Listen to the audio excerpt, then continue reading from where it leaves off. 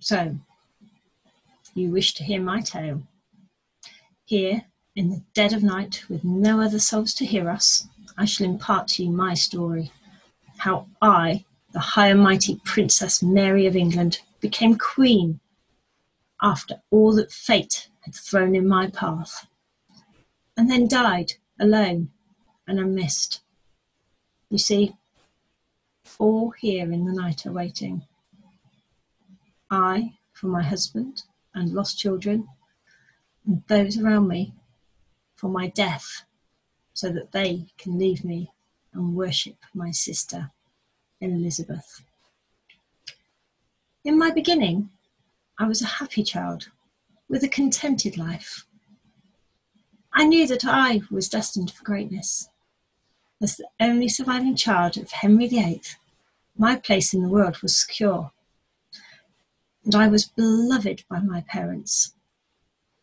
I did not know then about my mother, Catherine of Aragon's many failed pregnancies, all those lost brothers and sisters that I would never know. Though I listened to the servants' gossip, and through my understanding, I knew that the main duty of a queen is to beget heirs. The lineage must be continued. Have boys to rule and protect the country, and girls to be married off to secure alliances with far-flung kingdoms. But my mother would not accept that she had failed. Did she not come from a strong Queen of Spain who ruled her own dominions? So why shouldn't I? From birth, I was given my own household, with my own court. I had rockers, nurses, stewards, maids, all under the supervision of my lady governess.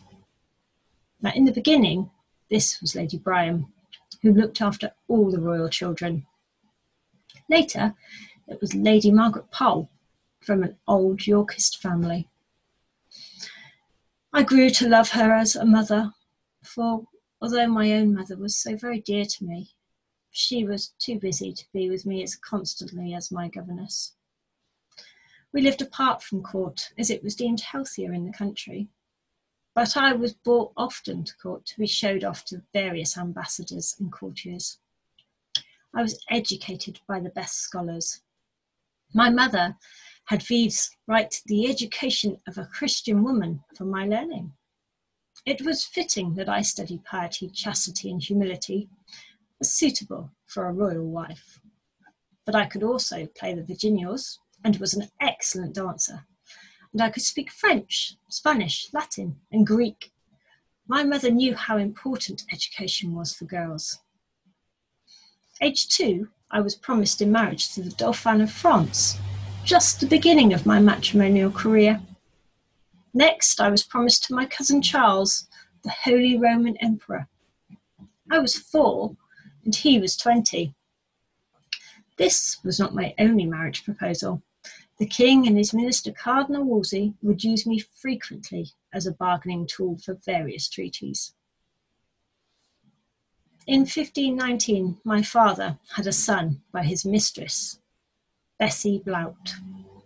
He named him Henry Fitzroy, and there were rumours that he would legitimise him. I knew that my mother was upset seeing another woman do what she could not, and giving my father what she hadn't. But inside, I was pleased to have a brother. My child was devoid of friends my own age, and I was so very lonely.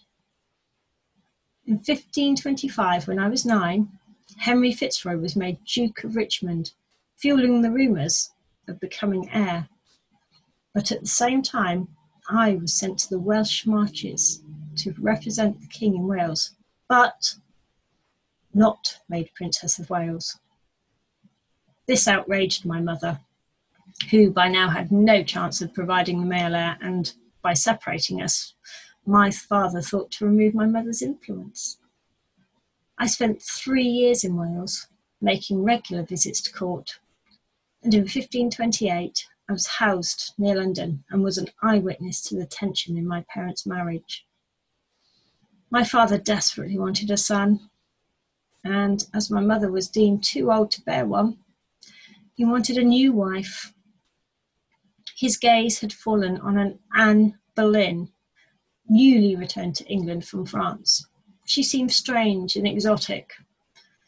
She became a thorn in my side. Father wanted her so badly. He would do anything for her.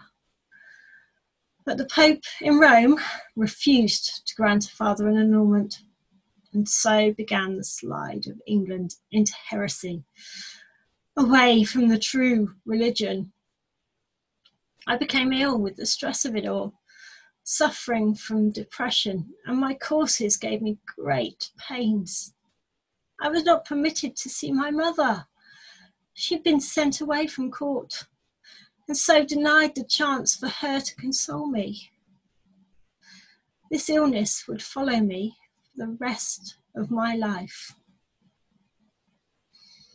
In 1533, my father bigamously married that woman, Anne, and he repudiated the authority of the Pope, making himself supreme head of the Church of England. Mother was cast off. She was now the Dowager Princess of Wales, no longer Queen of England. I was deemed illegitimate, me, the Lady Mary, and sent to play nursemaid to Elizabeth, Anne's brat who had supplanted me in the succession. My own servants were taken from me. Even dear Lady Pole was dismissed. I had no one, no friends, no mother, no hope. All I had was my stubbornness. I refused to acknowledge that Anne was queen or Elizabeth a princess. This enraged my father, and we did not speak for many years. I made myself ill, refused to eat with the household until my food was withheld. Mother was also ill. Our only friend was Eustace Chapuis, the imperial ambassador. He tried to intercede on our behalf, but to no avail. Our situation worsened when, in January 1536, my mother fell seriously ill. I was refused permission to visit her, to say goodbye. And she died without us ever seeing each other again.